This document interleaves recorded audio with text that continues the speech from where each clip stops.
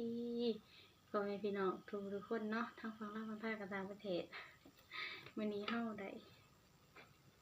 ลาบเนื้อจ้ะเนื้อวัวหอบเด็ก10 โมงกินข้าวตอน10 โมงแล้วทุกคนเนาะมาเริ่มมากินน้ำกันทุกคนผักเฮามีถั่วฝักยาวน้ำมันต้มแล้วก็มะเขือคนเนาะมีบ่หลายผักก็ได้เอามาว่าระยะห่างเนาะก่อนที่จะไปกินข้าวทุกคนกดไลค์กดแชร์กดติดตามกด Subscribe ให้ย่านี่เด้อจ้ะเป็นกำลังใจให้ย่านี่เด้อ2 ทางเนาะ2 ทางทาง Facebook กับย่าขมันแล้วก็แฟนเฟซย่าแฟนเฟซเนาะแล้วก็YouTube ย่าพาเย็นมาเที่ยวนะจ้ะมีแต่กินอย่างเดียวบ่มีเวลาเที่ยวบอกระยะห่างเมื่อกี้ก็เลยทุกคนไปกันทุกคนเนาะไปก็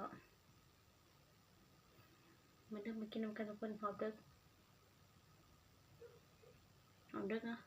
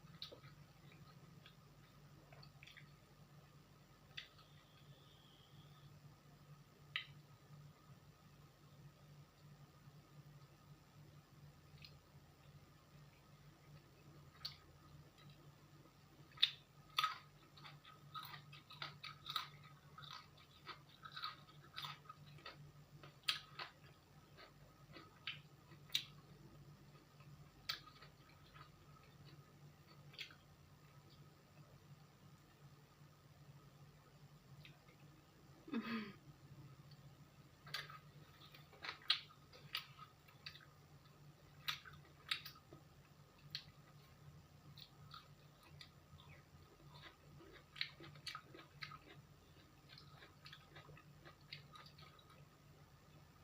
๋ยวมากินน้ำกันทุกคน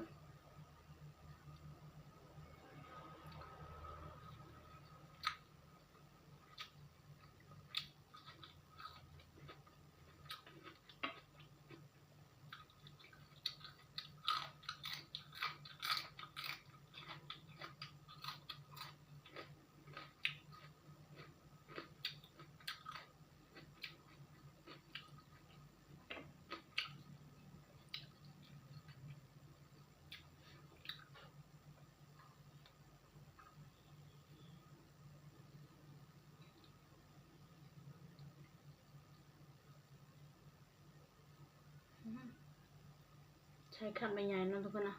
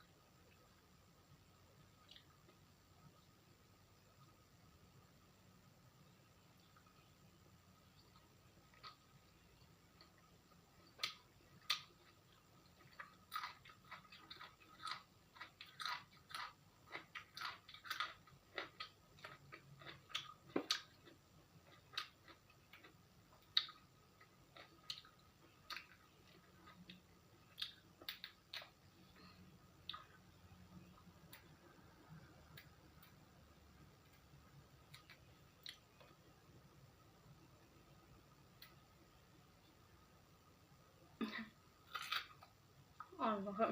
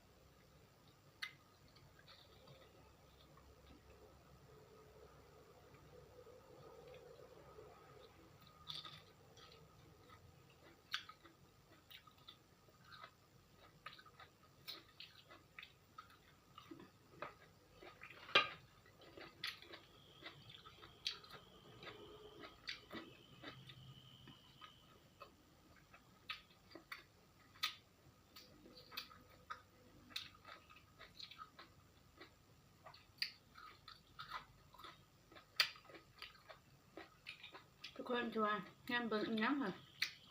อันนั้นสารทุกคนเนาะถาดโต้ย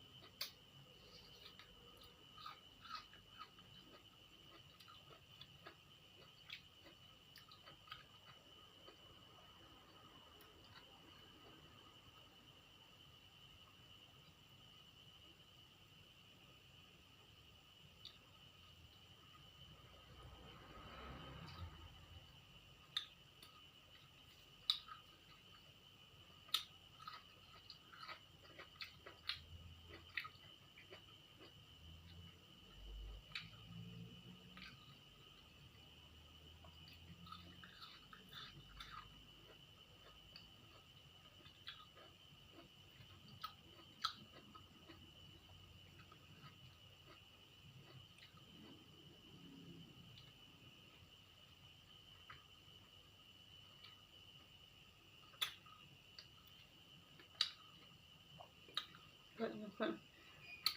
แล้วพาทุกคนก็ได้ก็แจ้ก็ตามย่านด้วยจ้ะทำมาหาเพื่อนกันด้วยจ้ะไปแล้วไปแล้วทุกคนเดินเนาะสบายดีจ้ะบ๊ายบาย